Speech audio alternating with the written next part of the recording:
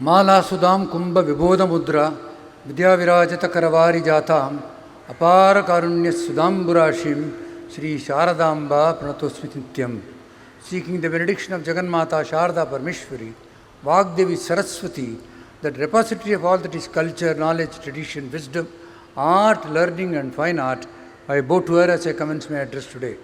It gives me great pleasure to welcome you all to this pleasant function organized this evening, being the annual meet of the various stakeholders of our society, traditionally organized towards the fag end of the academic year. It is not an annual ritual that is meet, greet, feed and eat. It travels much beyond that and serves the larger purpose of giving a direction to the institution in the years ahead.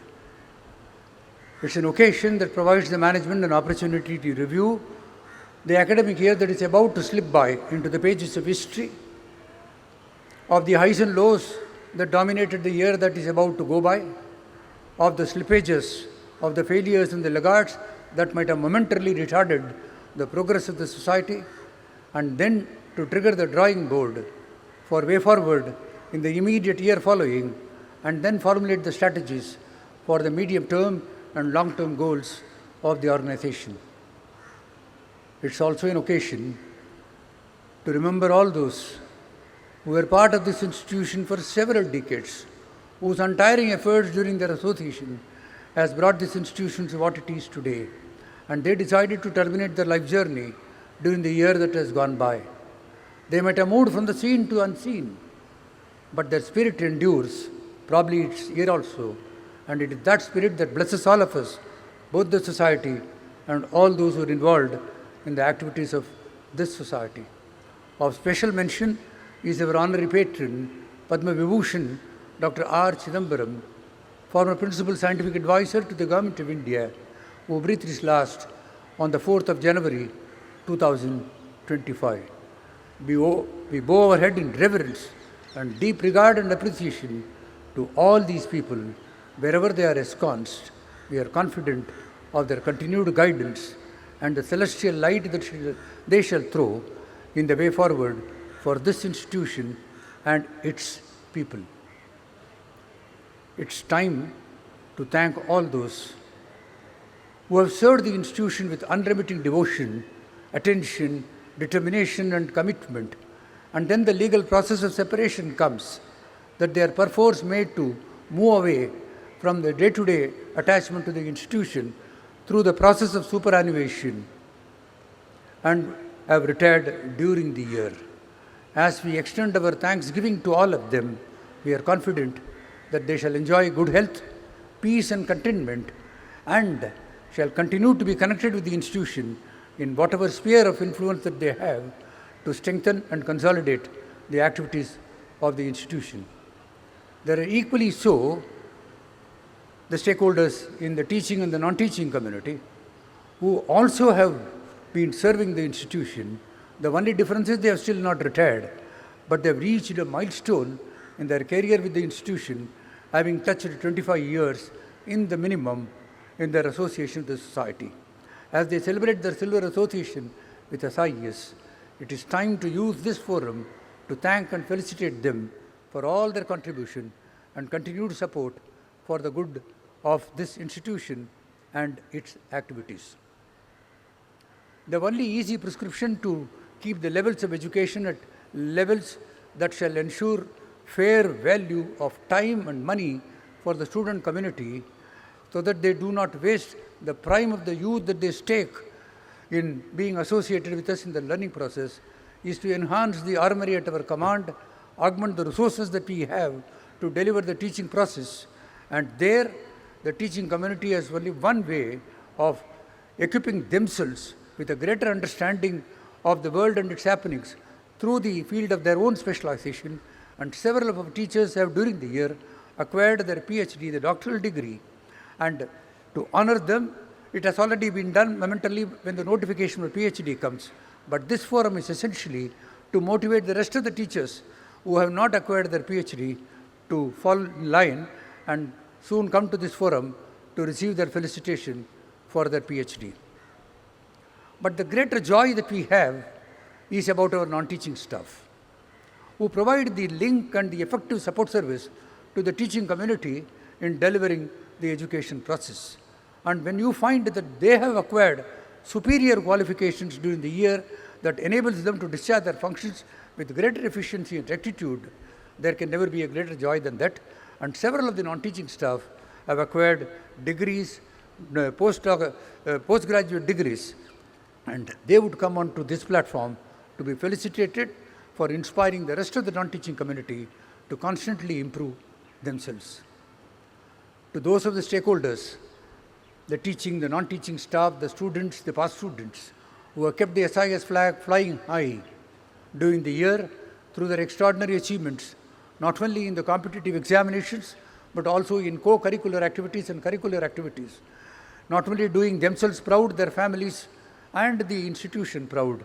It's time to felicitate, honor them, and thank them for continuing the process of excellence that they have acquired during the learning process in our institution. Old order changeth, yielding place to new. Inasmuch as I said superannuation is a legal necessity, there are others who also join the organization. To those who have joined the vast SIES family, it's time to welcome you all, and a forum where we introduce you to the stakeholders of the society. There can never be greater joy than the fact that some of the stakeholders keep pace with the age of the institution itself. If the institution is vibrant, energetic, and enthusiastic, and still feels it has a long, long way to go, there are our members, there are our teachers who are no less.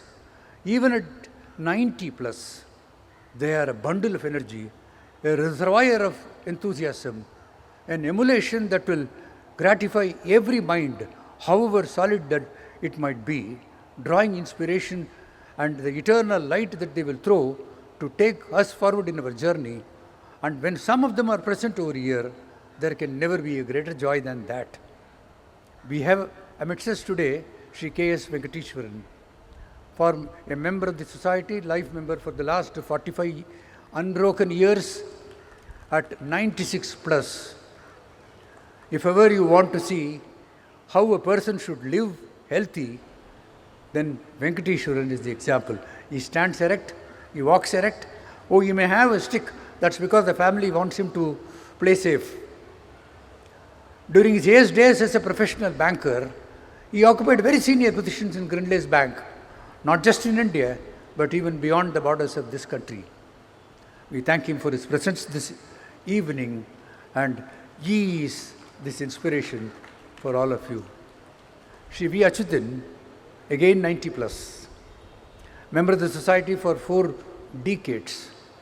He was the printer of the society during those austere years, at a time when technology had not seen its placed its visible hands on the printing. The techniques of 3D had not come, dimensions of artificial intelligence had not come. All these technologies were substituted by commitment, devotion, and a process of working beyond the clock to deliver value for the client. And that's the greatness of people like Achyutan, that they set standards during those years in the 70s that even in 2020 we think we cannot reach. We are beholden to him for his gracious presence this evening. See, he can stand erect.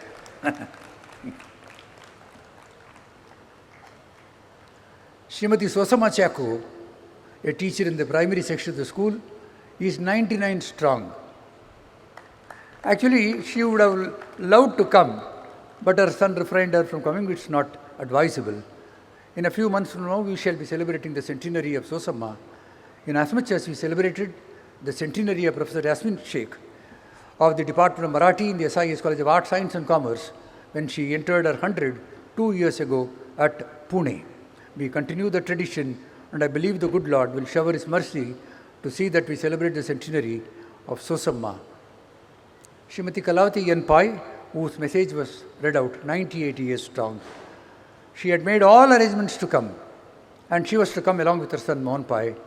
But yesterday night, she had a setback in her health, and it was advised to her that she play it safe and not come over here. Otherwise, she would have been here blessing us all. If some of us speak some good English, the large community of SIES generally converses well in English. It is thanks to the foundation that has been laid in the formative years at the school level by teachers of exceptional merit like Srimati Janaki. If many of the students are able to get into that foreign language far better than those whose mother tongue it is thanks to the way the art and science of English was taught in the school level by her. But whenever we think of Janaki, I think our mind immediately travels to Sri K.R. Krishnan, our beloved husband, the former headmaster of our SIES high school. If we count our monies very well and if our arithmetic is good, it is thanks to people like Sri K.R. Krishnan. Most of the headmasters, other than P.V. Parveshwaran in the SIES high school, were mathematics teachers. So that continues to be a strong domain for the students graduating from the SIES high school. And we are grateful to her and more thankful to her daughter for having brought her over here so that we have the pleasure of getting her blessings live.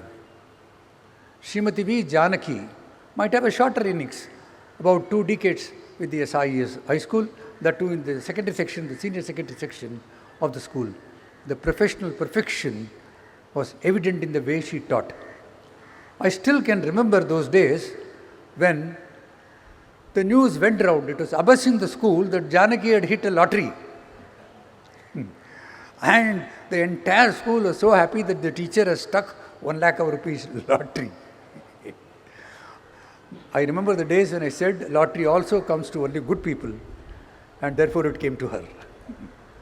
She is in good health, and we are again thankful to her daughter-in-law for having made it possible to bring her over here. There are several others past their 90, but they do not stay in this city. A few stay here, but are unable to move. Our prayers are that they always remain in good health. The educational map of our society is essentially guided by the mission plans, the term plans that we put for the years ahead. Mission 2025 was adopted on the 11th of May 2017 for the academic years 2018 to 2025. 2025 is this year, and therefore it is very important as far as Mission 2025's conclusion is concerned.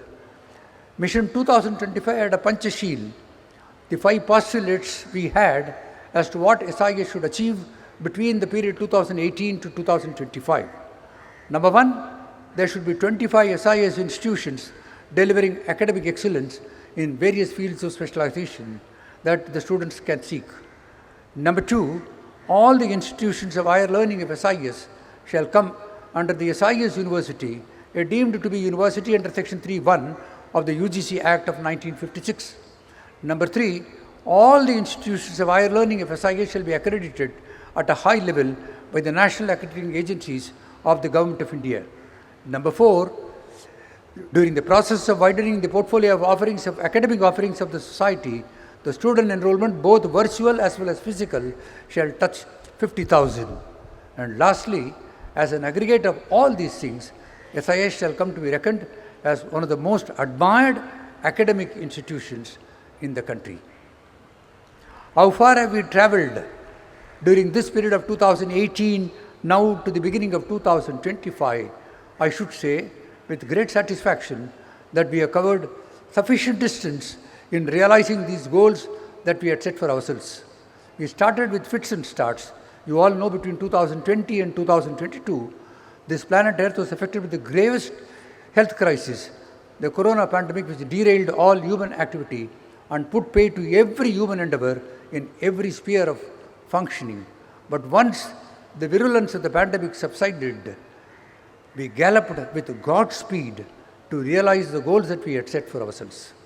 During this period, we had expanded our academic learning space by 211,000 square feet at a cost of rupees 180 crores. The vertical expansion of all the institutions in the SIES Nerul campus, the shifting of the SIES seniors home to a serene environment in the temple campus in Kamakshi Nilayam, the full development of the 2 MIDC lands in this area itself. I have seen the birth of the SIES Center for Research, Activity and Research and the SIES School of Pharmaceutical Sciences. The only infrastructural goal that we had set for ourselves, which did not take a start, was the construction of the SIES Academic Tower at a cost of rupees 100 crores. You can see that tin sheets are still around. It has been derailed by bureaucratic tangle and a few legal issues, but I am extremely confident that post-monsoon we shall start the construction of the academic tower, and in 2 years from now, this tower shall see the light of the day and several academic institutions shall spring up in that tower. The SIES School of Physiotherapy, the SIES College of Education and the SIES School of Law shall 100% see the light of the day during the academic year 2025-26. It is only the SIES School of Nursing, the SIES School of Foreign Language Study and the SIES School of Fine Arts which were to be accommodated along with the incubation center in the academic tower. The goalpost shifts to 2 more years from now. But I am very confident that all the plans that we had set for ourselves in Mission 2025 would be more than achieved. As far as the university status for SIS is concerned, we applied for the university status on the 11th of October 2023 under the 2023 regulations of the University Grants Commission. The application was found to be in order and we were directed to pay the inspection fees of rupees 20 lakhs. But strange as it may seem, 16 months have rolled by. The apex body which guides and controls higher education in the country, which is mandated to deliver National Education Policy 2020, has not even taken up the virtual or the physical inspection of the various applications that have been received for deemed to be universities. We have been offered the university status by the Maharashtra government on a platter, but we refuse to take it, seeing greater advantage in going to a central recognition under the UGC scheme. Our follow-ups have not resulted in fruition, but the same is the case with most of the other institutions in Mumbai which had also applied for deemed to be university. But I am sure during the operating academic year 2025-26, early part of 2025-26, SIS University shall become a reality and start functioning on a modest scale during the coming academic year and full-fledged from the year 2026 to 2027. The student enrollment has taken a back seat because most of the programs could not start because of the academic tour, and some of the institutions that were planned post the university, they will all come and we shall reach this level of 50,000 in another 2 years from now or earlier if the university comes, because the distance education that we had factored for virtual students is 0 now, but once that comes, it can be a very short duration of time that the SIS shall have 50,000 students in the learning process who shall graduate from the portals of these institutions. Who knows, some of them may become movers and shakers of this nation and its destiny. So substantially we have covered quite a distance as far as Mission 2025 is concerned, and it is time to set the mission 2025 to 2032. 2032 is the year when SIES will be celebrating the centenary of its institutional journey.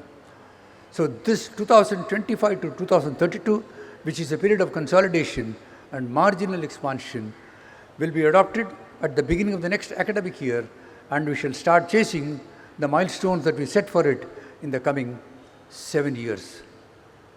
One of the most significant activities that we propose taking immediately, which in fact is part of the calendar of events for Mission 2025 to 2032, is the setting up of the SIS Center of Excellence in Artificial Intelligence in an independent building, separate institution, separate campus, at a cost not less than rupees 50 crores. The Union government, in its latest budget that was tabled on the 1st of February, had allocated 500 crores for artificial intelligence. When you compare that with a very small institution in one corner of one small city like Mumbai, placing 50 crores at its disposal for creating a center of excellence, you can easily gauge the primacy and the importance that we give for setting up the center of artificial intelligence.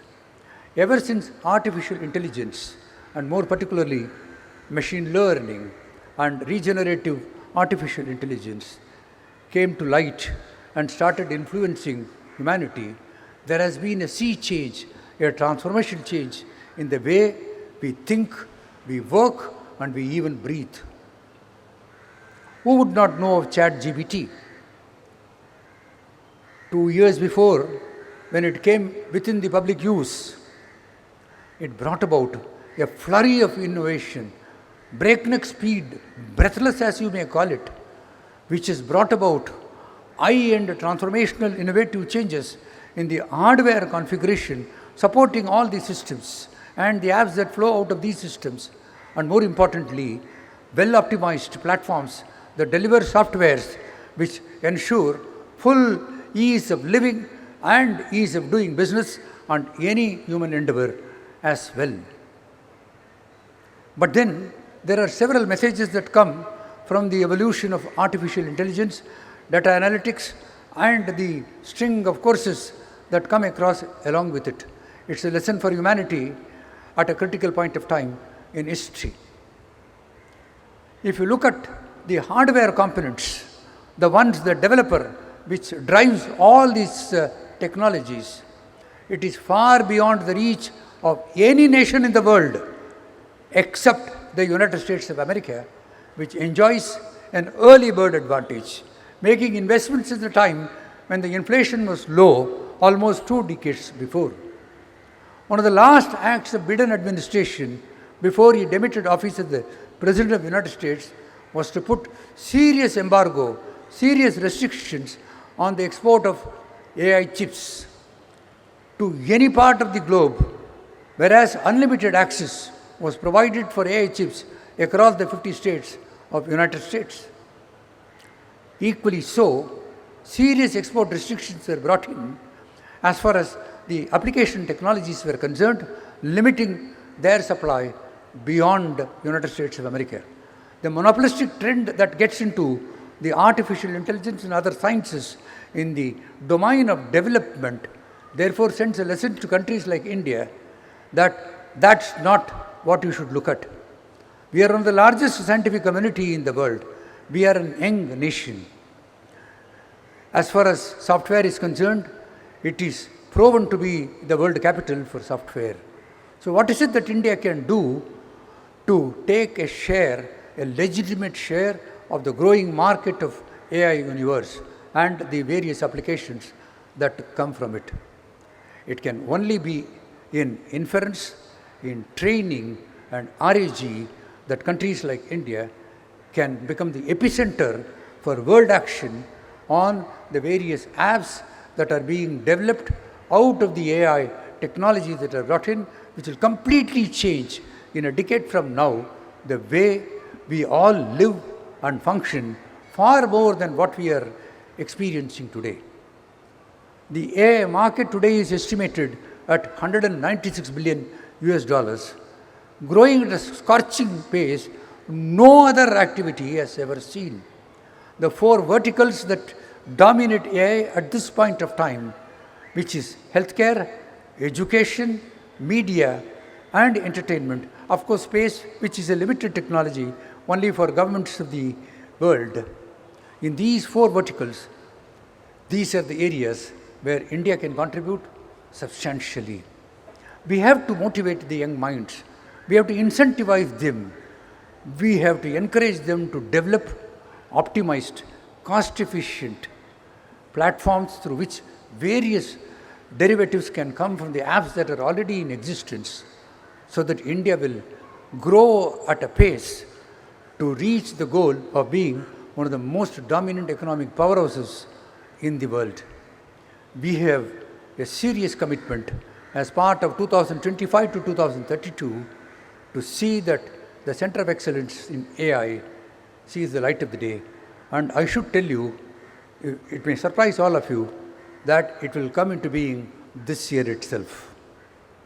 You will see that the Center of Excellence will start on a large scale, and it will be something which will change the brand value of SIES.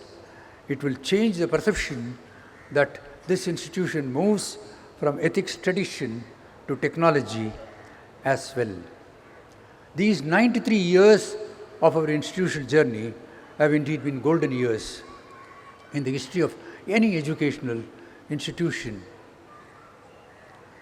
These were the years that had seen highs and lows, turbulences, vicissitudes of dimensions that you cannot believe, sagas of sacrifice of several of the members of the management and of the teaching staff and others of the institution. It is thanks to their contribution that we are enjoying both the status and the reputation that has come to be associated with this institution called SIES. But the 7 years ahead are far more exciting, far more brilliant, far more challenging than the 93 years that have gone by. The 93 years were based on no resources, nothing in the wallet, and it was the vision and the inspiration of the founders. But today, we are on a different kneel. We should be able to use the strength of the vast family of SIEs, of the financial resources that are at our command, to ensure that the goals that we set for ourselves are achieved, and SIES comes to be recognized as one of the most admired academic institutions in the country. For that to happen, we need a transformational change. A change that will ensure that we gird up our loins, shirk the inertia that momentarily envelops us, and then surge forward in the direction of realization of our dreams. And then, as David Henry Thoreau says, you shall meet with success at the unearthly hour. So even at good or bad times, success is guaranteed if we can renew our commitment in the 7 years ahead to reach the century of this institution. Then it will not be a century which is a time clock, which is a certainty for any institution, but it will be a century of bliss of which not only this institution and its stakeholders, but the nation shall also be proud of. The 21st century belongs to India. She is destined to lead the nations of the world. The pristine position that she enjoyed till the 18th century as the Vishwaguru, one who led the world both in terms of economic resources and as well in terms of philosophy, tradition, culture and practices. The colonization and the British rule destroyed all that. In the 18th century, both India and China accounted for more than 51% of the GDP of the world. And today, if we were to regain that pristine position, just as I said that the attitudinal change should come to our stakeholders, it is equally so for all the citizens of this country. From a culture of drift, we should move to greater confidence. From despair to hope, from idle prattle to an equitable balance between thought and work. These are the only prescription that can ensure that we can accelerate to realize the dreams that the Government of India had set, calling for Viksit Bharat by 2047. But the 10 years ahead from now are the most exciting years in the history of this ancient civilization. This 5,000-year-old civilization will see the best of it in the 10 years following. May we all be blessed to co-partner this nation in this development and in this pilgrimage of perfection and progress that will take this nation to its rightful place amongst the committee of nations of the world. May we also have our own share to strengthen this move forward. What lies ahead of us, what lies behind us, is nothing compared to what lies within us. We have to draw that innate potential that is residing deep in each one of us.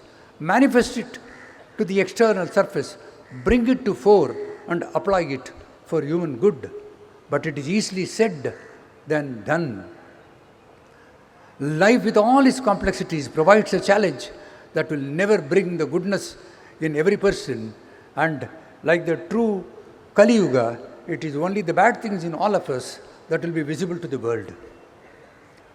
But if ever we were to think in terms of rediscovering ourselves, because that is the purpose of life. Adi Shankara says in Prashnottara Malika, what is the purpose of life?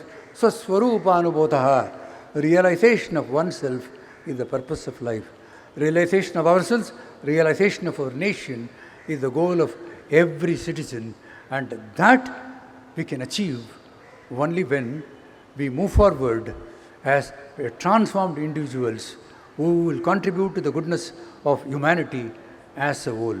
In this technology-driven universe, where button plays a greater role, how good it would be if anger had a mute button, if all our failures had a back button, if all our hard times had a press button that it can stop, and all our good times had a pause button that it can linger for long.